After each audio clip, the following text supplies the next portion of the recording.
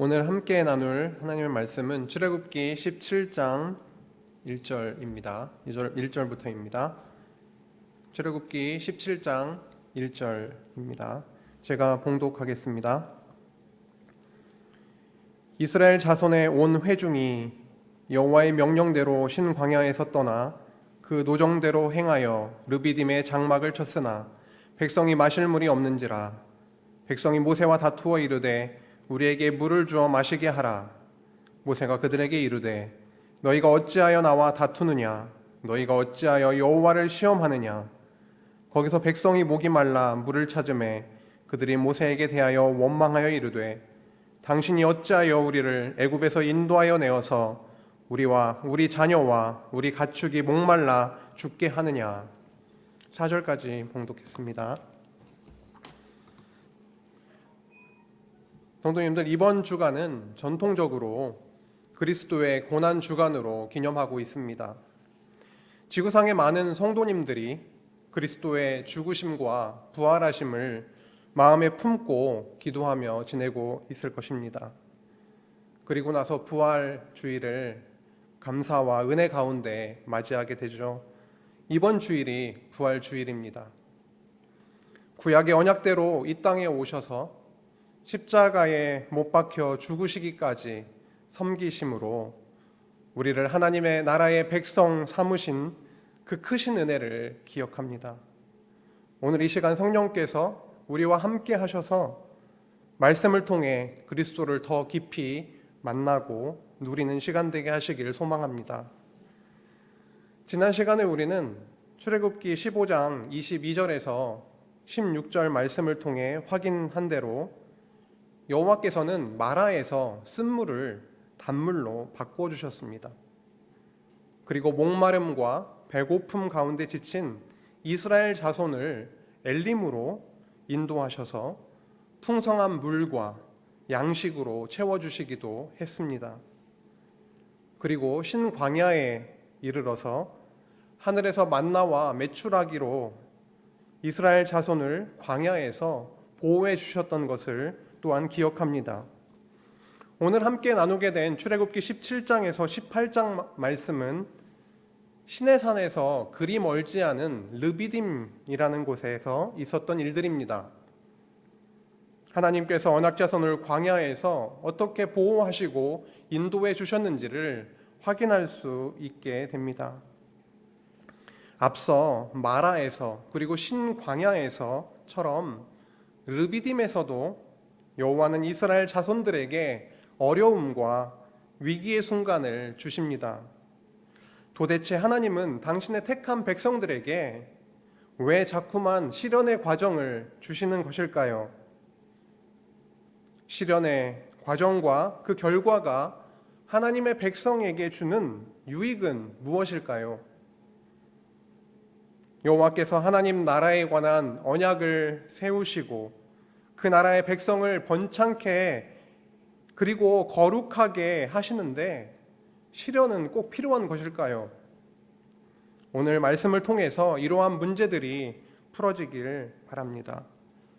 오늘 말씀의 맥락은 애굽에서 번창된 이스라엘 백성들을 하나님께서 아브라함에게 언약하신 대로 400년이 찾아 출애굽을 시키십니다.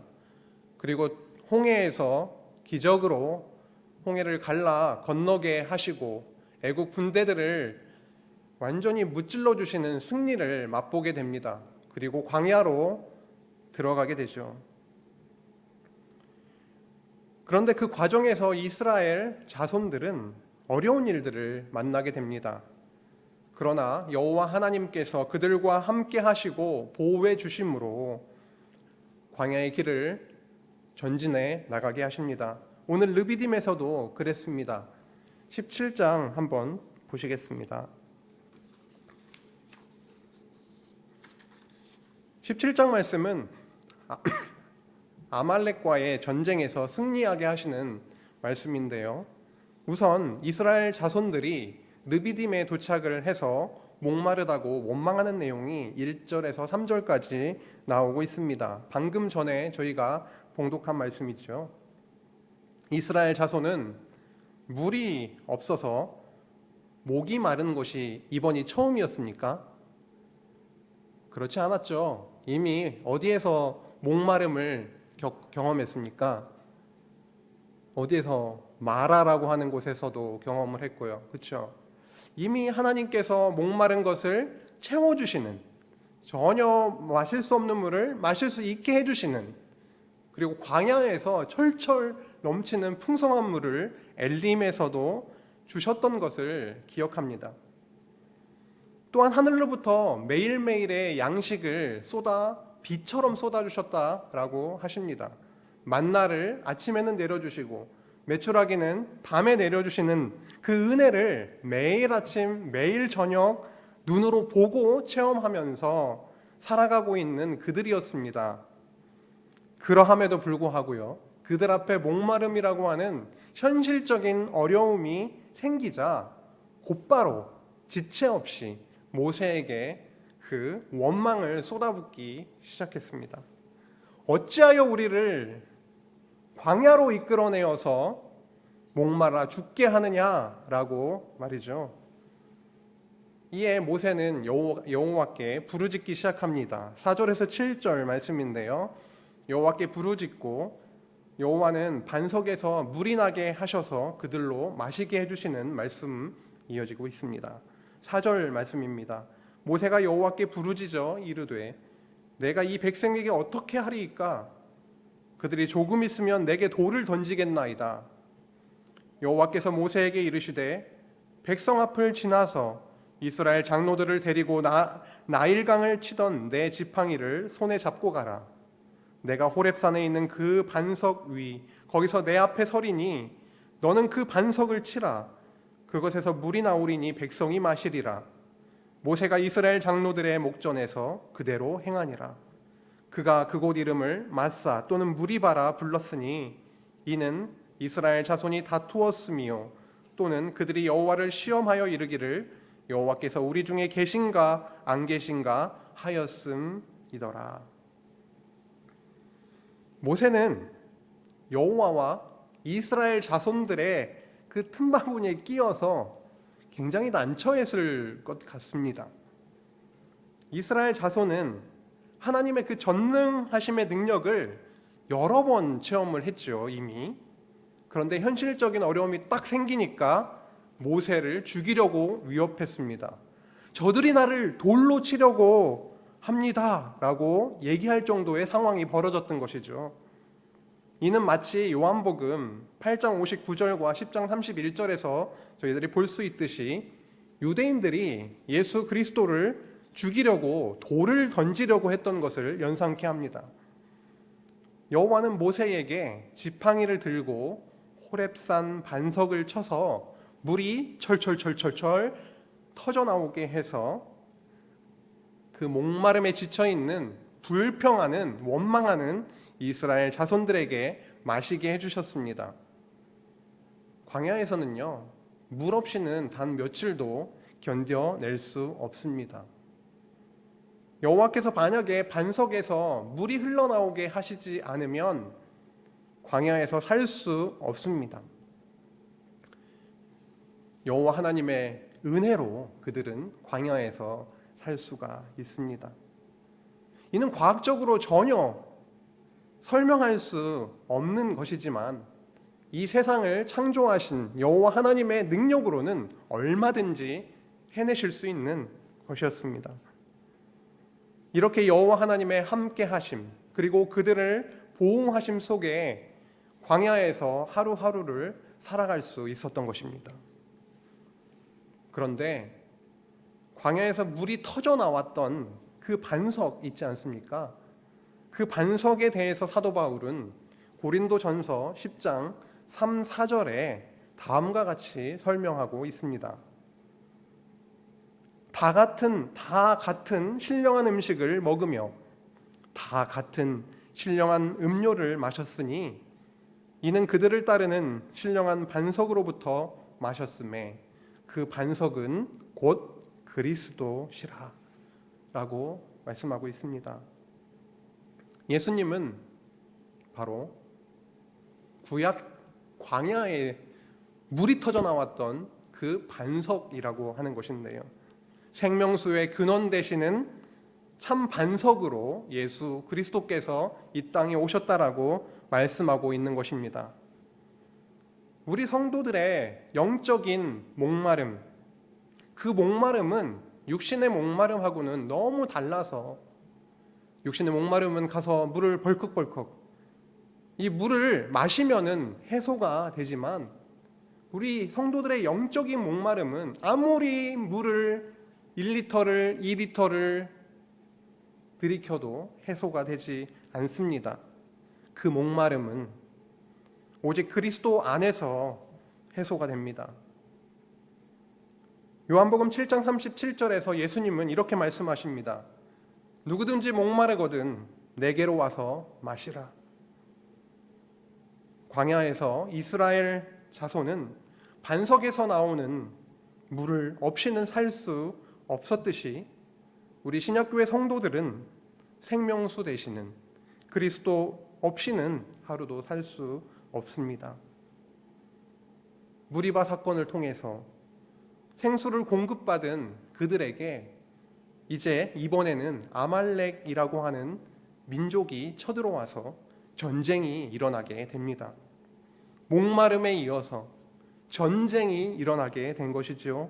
17장 8절에서 16장 6절까지인데요. 그 아말렉과의 전쟁에서 승리하게 하시고 여호와 하나님께 제단을 쌓게 하는 내용이 이어지고 있습니다. 8절입니다.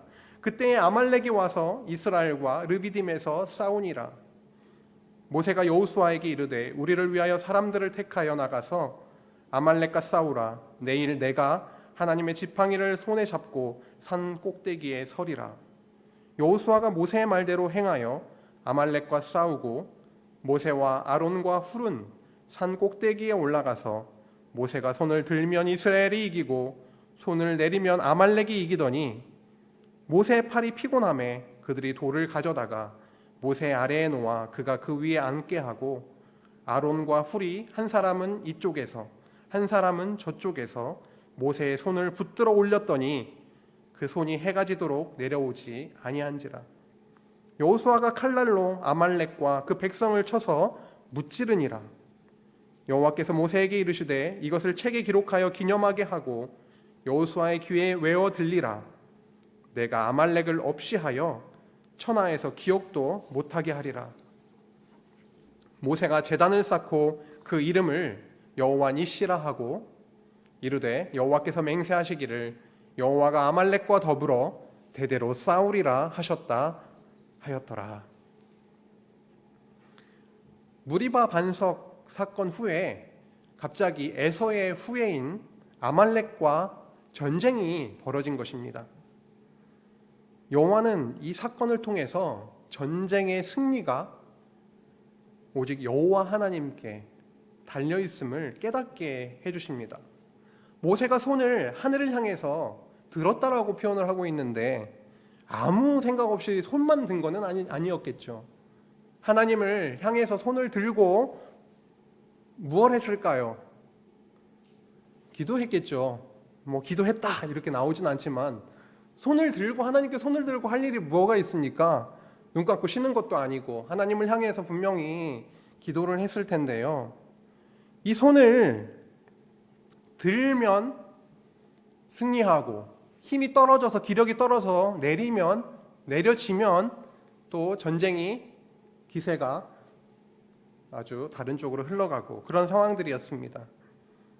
모세가 손을 하늘로 드는 그 기도, 그 손 자체에 능력이 있는 것이 아니라 오히려 하나님께 그 능력이 있음을 확실하게 보여주는 사건이었던 것입니다. 이스라엘 자손들은 어떠한 상황이었습니까? 어디에서 군사훈련을 잘 받은 자들이었습니까? 아니요. 그들은 제대로 군사훈련도 받아보지 못했던 그들이었습니다. 그러나 여호와 하나님께서 그들과 함께 하시고 그들에게 능력을 주셔서 싸우게 하심으로 아말렉을 무찌를 수 있게 하셨던 것이죠. 이 전쟁은 이스라엘 자손들이 싸운 전쟁이 아니라 눈에 보이는 것은 이스라엘 자손들이 싸운 것이지만 실제로 이 전쟁은 만군의 여호와께서 싸워주신 전쟁이었습니다. 이렇게 여호와의 전적인 은혜로 그들은 승리를 체험했습니다. 그리고 나서 모세는 여호와께 제단을 쌓게 됩니다. 그리고 여호와 니시, 여호와는 나의 깃발이라고 하는 여호와 니시, 이거는 승리의 여호와 하나님을 찬송하는 것이었습니다. 구약 성도들이 광야에서 겪었던 전쟁, 그리고 전쟁에서의 승리 사건, 이것은 이 땅에서 우리가 60년, 70년, 80년, 100년 그 기간의 광야와 같은 인생을 살아가고 있는 신약교회 혹은 신약교회 성도들이 겪고 있는 그 전쟁이 무엇인지를 생각하게 만듭니다. 그 전쟁은 무엇일까요? 우리 교회가, 우리 성도들이, 내가 매일같이 광야와 같은 이 인생 속에서 겪고 있는 그 전쟁은 무엇일까요? 아이들과의 전쟁을 얘기할까요? 남편과 아내와의 전쟁을 이야기할까요? 그 전쟁은 다름 아닌 영적 전쟁입니다. 매일의 삶 속에서 시시때때로 맞닥뜨리고 있는 그 영적 전쟁, 그 전쟁은 상대가 너무도 막강하기 때문에 우리의 힘으로는 승리할 수가 없습니다. 오직 성령께서 함께 해 주실 때 그 승리가 가능하죠. 이 싸움과 관련해서 사도 바울은 에베소서 6장 12절에서 13절까지 다음과 같이 말하고 있습니다. 에베소서 6장 12절에서 13절입니다. 우리의 씨름, 여기서 씨름이라고 했는데 싸움이라고 하는 의미죠. 우리의 씨름은 혈과 육을 상대하는 것이 아니요 통치자들과 권세들과 이 어둠의 세상 주관자들과 하늘에 있는 악의 영들을 상대함이라. 그러므로 하나님의 전신갑주를 취하라. 이는 악한 날에 너희가 능히 대적하고 모든 일을 행한 후에 서기 위함이라. 아멘. 이렇게 그리스도의 몸된 교회와 그 교회에 지체된 우리 성도가 하나님의 전신갑주, 하나님께서 입혀주시는 그 전신갑주, 그것으로 무장되어서 우리 가운데 시시때때로 언제 터질지 모르는 그 너무도 강력한 영적 전쟁에, 그 전쟁에서 패배하는 것이 아니라 하나님의 전신갑주를 입고 승리하게 하시길 간절히 소망합니다. 18장으로 넘어갈까요? 18장은 이제 그 이스라엘 자손들의 대열을 정비하는 내용으로 이어지고 있습니다. 전쟁에서 승리케 하신 다음에 대열을 정비케 하시는데요. 출애굽기 18장은 광야 생활을 시작한 지 3개월이 안 된 시점이었습니다. 이걸 어떻게 알 수 있냐면은 신광야에 도착했을 때가 2달 반 정도 되었을 때다라고 몇 장 전에 나왔었고요. 이제 19장 1절로 가면은 신의 광야에 도착할 때가 셋째 달 되는 날이었다라고 적고 있습니다. 그 사이인 것이죠. 2달 반, 3달 그 사이, 3달도 안 됐던, 출애굽한 지 3달도 안 됐던 그 시점에서 여호와는 모세의 장인인 이드로를 모세에게 보내시는 것이죠. 그래서 회중의 대열을 정비하게 하시는 내용이 18장 내용입니다. 1절에서 6절까지는 모세 장인이 이드로가 모세를 만나러 옵니다. 1절 볼까요? 모세의 장인이며 미디안 제사장인 이드로가 하나님이 모세에게 와 자기 백성 이스라엘에게 하신 일, 곧 여호와께서 이스라엘을 애굽에서 인도하여 내신 모든 일을 들으니라. 그간 어떠한 일이 일어났는지를 모세를 통해서 들었다라는 것이죠. 2절에 보니까 모세의 장인 이드로가 모세가 돌려보냈던 그의 아내 십보라와 그의 2 아들을 데리고 왔으니 그 하나의 이름은 게르솜이라. 이는 모세가 이르기를 내가 이방에서 나그네가 되었다 하며 또 하나의 이름은 엘리에셀이라. 이는 내 아버지의 하나님이 나를 도우사 바로의 칼에서 구원하셨다 함이더라. 그 아내 십보라와 아들 2명을 데리고 왔습니다. 근데 이 이 내용은 언제 보냈는지 이런 내용은 성경에서 정확하게 나오지는 않지만 어쨌든 이 딸과 그 아내와 아들을 데리고 애굽으로 가는 내용까지는 나오죠. 그래서 하나님께서 여호와께서 모세를 죽이려고 하시니까 그때 할례를 행해가지고 피해 남편이라고 했던 그 말씀 기억하실 겁니다. 애굽으로 가는 모습은 나오는데 아마도 이 말씀에 근거하면 그 사이 언젠가 이제 아내와 아들들을 그 이드로에게 보냈던 것으로 그렇게 알 수가 있습니다. 그 보냈었는데 다시 온 것이죠. 그 아들들의 두 이름 게르솜 그리고 엘리에셀이라고 나와 있습니다. 이렇게 이드로가 온 사건, 온 이야기가 1절에서 6절까지의 핵심 내용이고요. 그 다음 7절부터 12절로 넘어가면 그 이드로가 모세로부터 많은 일들을 듣게 됩니다. 그리고 여호와께서 행하신 그 내용을 듣고 찬양하는 내용이 이어지고 있습니다. 7절 보실까요? 모세가 나가서 그의 장인을 맞아 절하고 그에게 입 맞추고 그들이 서로 문안하고 함께 장막에 들어가서 모세가 여호와께서 이스라엘을 위하여 바로와 애굽 사람에게 행하신 모든 일과 길에서 그들이 당한 모든 고난과 여호와께서 그들을 구원하신 일을 다 그 장인에게 말하매 이드로가 여호와께서 이스라엘에게 큰 은혜를 베푸사 애굽 사람의 손에서 구원하심을 기뻐하여 이드로가 이르되 여호와를 찬송하리로다. 너희를 애굽 사람의 손에서와 바로의 손에서 건져내시고 백성을 애굽 사람의 손 아래에서 건지셨도다. 이제 내가 알았도다. 여호와는 모든 신보다 크심으로 이스라엘에게 교만하게 행하는 그들을 이기셨도다 하고 모세의 장인 이드로가 번제물과 희생제물을 하나님께 가져오매 아론과 이스라엘 모든 장로가 와서 모세의 장인과 함께 하나님 앞에서 떡을 먹으니라. 모세의 장인 이드로는 헤어져 있었던 그 기간 동안에 여호와께서 이스라엘을 위하여 하신 그 모든 일을 모세를 통해서 듣게 되었습니다. 이 모든 일에는 어떠한 일이 포함되어 있을까요? 애굽에서 행하셨던 10가지 재앙도 포함되어 있을 것이죠. 홍해에서 맛보았던 그 놀라운 기적과 승리 사건도 분명히 얘기했지 않겠습니까? 그리고 광야로 들어가서 목마르고 배고팠던 그런 어려움들, 하지만 하늘로부터 일용할 양식으로 쏟아 부어주셨던 그 만나와 메추라기에 대한 그 놀라운 은혜의 사건, 그리고 아말렉과 전쟁이 벌어졌는데 그 전쟁에서 여호와 하나님의 능력으로 승리하게 하셨다라고 하는 것 등 그런 많은 이야기들을 나누었을 것입니다. 이드로는 이스라엘의 제사장이 아니라 이방의 제사장임에도 이스라엘 자손의 신인 여호와 하나님께서 행하신 일들을 다 듣고서 가만히 있을 수가 없었습니다.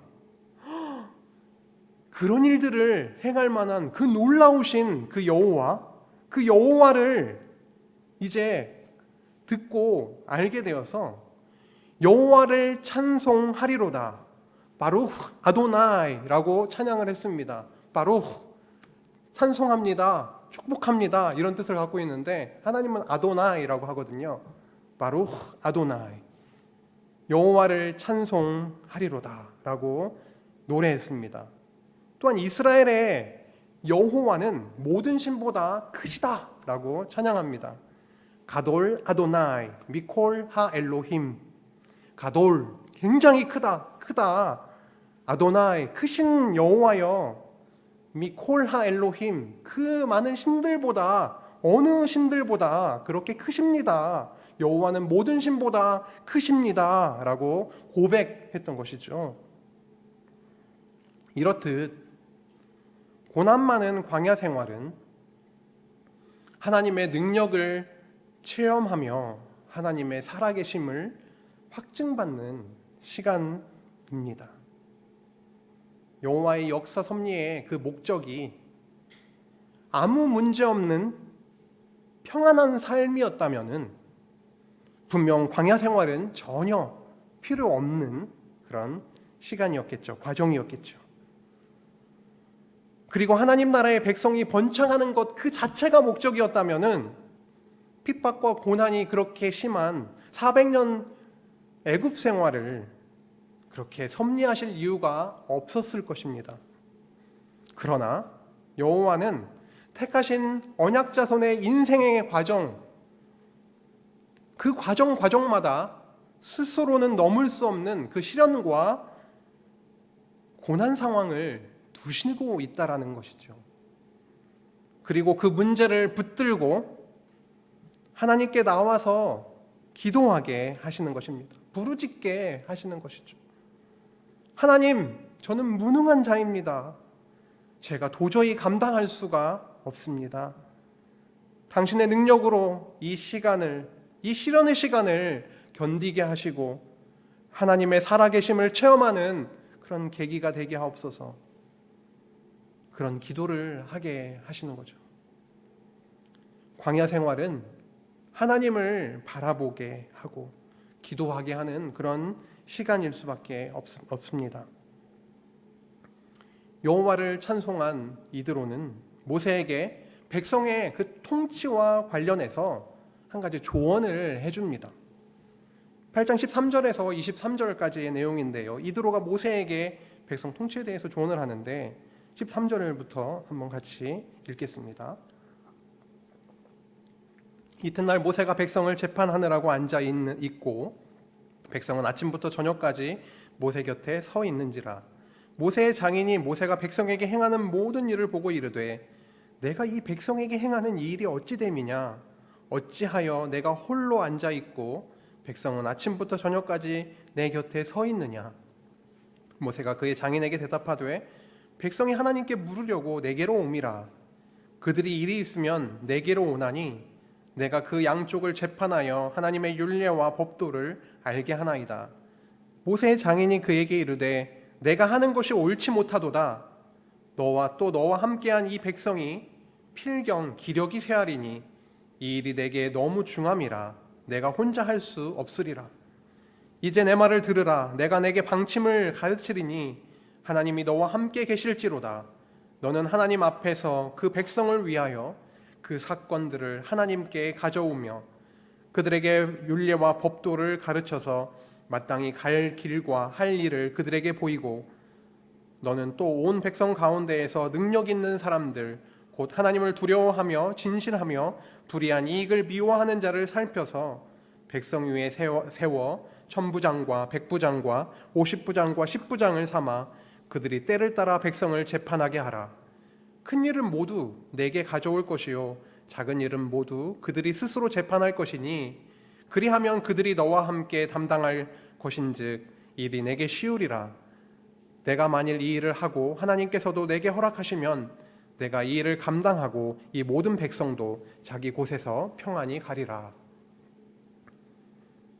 네, 여호와는 이방 제사장 이드로를 통해서 모세에게 조언을 하게 합니다. 많은 백성에 대한 재판을 모세 혼자서 감당하고 있었습니다. 이것은 너무 무겁다고 보였죠. 그래서 모세뿐만이 아니라 백성도 모두 지치게 될 것이다라고 하는 겁니다. 그래서 혼자가 아니라 함께 동역할 지도자들을 엄선해서 세우라고 조언하고 있습니다. 그렇게 되면은 그들이 동역자로서 짐을 같이 지고 담당하게 되어서 일이 더 이상 무겁지 않고 쉬워지게 될 것이다라고 하는 거죠. 이 본문의 말씀은 깊은 의미를 담고 있습니다. 사도행전 7장 38절에 광야의 교회라고 나오지요. 그 광야 교회이든 지금의 우리 신약 교회이든 어떤 한 사람에 의해서 교회가 세워지고 유지될 수는 없습니다. 하나님 나라의 백성으로 부름받은 지체들이 하나님께서 그 각자에게 주신 은사 따라서 한 몸을 이루어 튼튼한 체제를 이루게 하신다라는 것이죠. 이 본문과 같이 대열을 정비하는 내용이 민수기 1장에서 4장까지 잘 나와 있기도 합니다. 그리고 이드로가 19절에서 모세에게 한 말을 주목할 필요가 있습니다. 뭐라고 했냐면요, 하나님께서 함께 하실 것이다. 그리고 하나님 앞에서 라고 하는 말씀, 그리고 하나님께로 가져오라 라고 한 말입니다. 모세가 이렇게 대답은 했습니다. 16절에 그들이 일이 있으면 내게로 오나니, 나에게로 오나니 내가 그 양쪽을 재판하여 하나님의 율례와 법도를 알게 하나이다 라고 말했었죠. 이드로는 하나님이 함께 하시기를 원하고 하나님 앞에서 하나님께로 가져오라 라고 말해주고 있습니다. 이것은 그리스도의 그리스도의 그 몸인 교회를 섬기는 그 주체가 어떤 인간 한 사람, 어떤 지도자 한 사람, 어떤 일을 잘하는 어떤 한 사람, 그런 자가 아니라 그 주체가 누구인지 그리스도라, 하나님임을 그렇게 확실하게 알려주고 있습니다. 18장 24절에서 27절 마지막 이제 부분인데요, 이드로가 조언했 그대로 따르게 되죠. 그래서 이스라엘 무리 중에서 25절에 보면 능력 있는 사람들을 택하여 그들을 백성의 우두머리 곧 천부장, 백부장, 50부장, 10부장을 삼음에 그들이 때를 따라 백성을 재판하되 어려운 일은 모세에게 가져오고 모든 작은 일은 스스로 재판하더라. 모세가 그의 장인을 보내니 그가 자기 땅으로 가니라 라고 했습니다. 오늘 17장, 18장 말씀 함께 거의 대부분 다 읽고 함께 살펴보았습니다.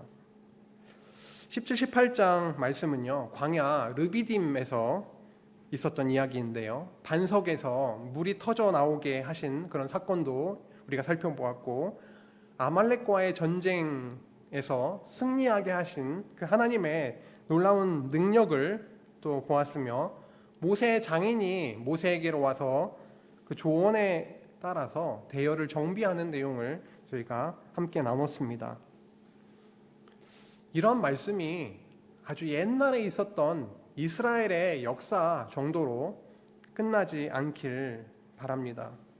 이 말씀이 우리 가운데, 마음 가운데 심겨지길 소망합니다. 그래서 광야와 같은 생활 속에서도 그 마음, 우리 마음 속에 심겨주신, 우리 마음에 새겨진 그 말씀이 강력한 버팀목이 되기를 소망합니다.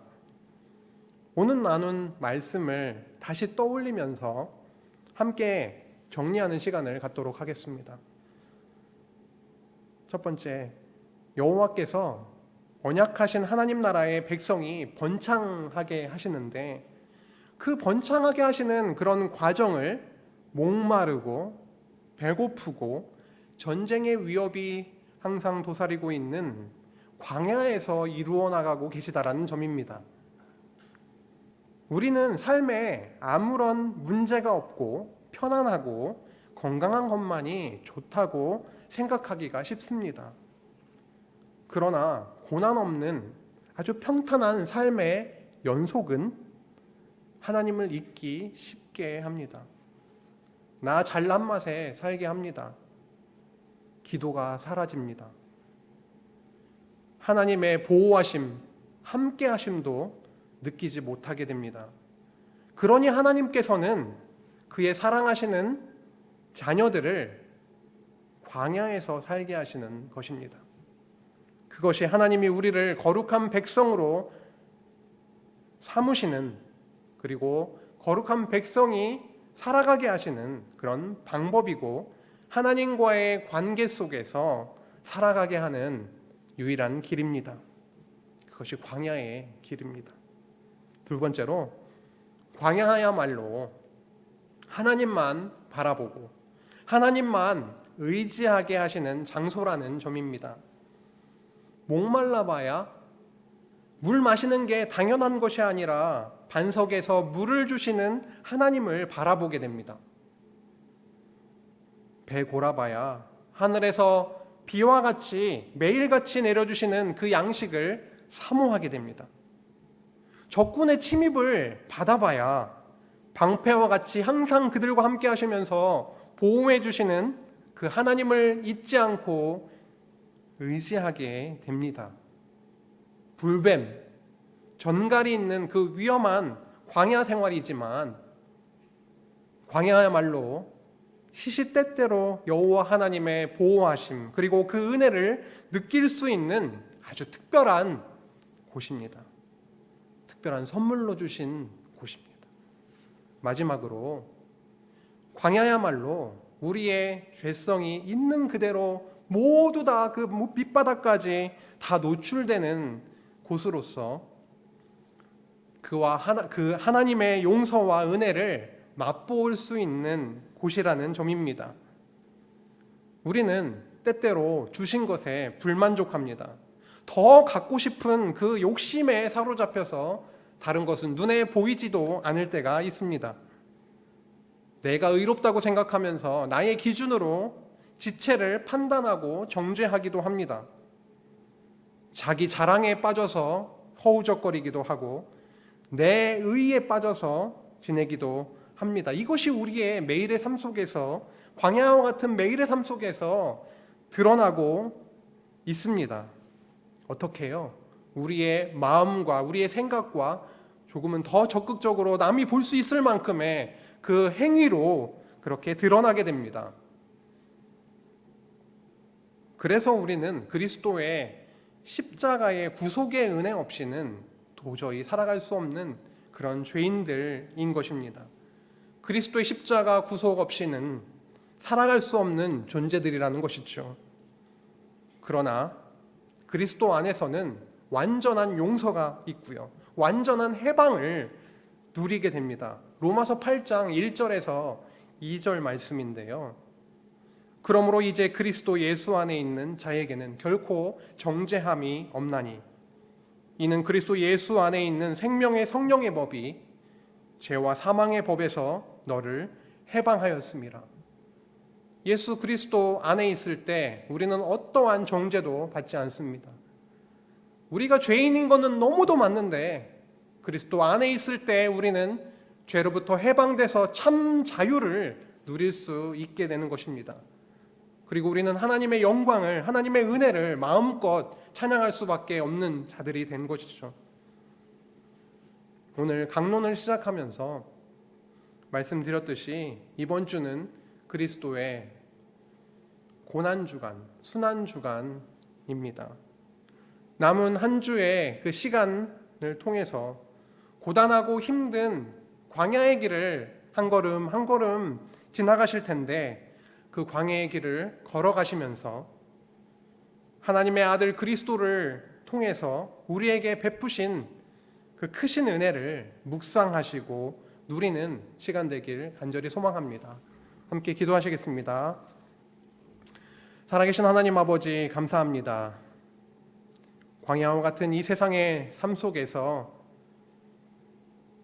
저희들의 힘으로는 한 발자국도 내디딜 수 없지만 살아계신 하나님께서 우리와 함께 하심으로 예수 그리스도의 의를 덧입어서 우리가 참 자유케 되었으므로 용기 내어 은혜 가운데 감사함으로 찬송하며 살아갈 수 있게 해주시니 너무도 감사합니다. 이 시간도 예수 그리스도를 만나지 못하고 그리스도를 만났다고는 하지만 말씀에 붙잡힌 바 되지 못하여서 너무도 힘들어하고 고통 속에 있는 지체들이 있습니까? 하나님 이 시간 성령께서 우리 성도의 마음을 녹여주시고 부드럽게 하셔서 그 마음 가운데 하나님의 말씀을 진하게 새겨주시고 그 말씀의 감격 가운데 저희들 하루하루 살아갈 수 있도록 인도하여 주시옵소서. 하늘로부터 쏟아 부어주시는 비같이 쏟아 부어주시는 그 말씀, 생명의 말씀 아니고는 저희들이 이 세상을 살아갈 수 없음을 다시 한번 확인하고 돌아가는 또 하루를 마무리하는 오늘 수요일 될 수 있도록 주님께서 인도해 주시고 감사드리며 예수님의 이름으로 기도했습니다. 아멘.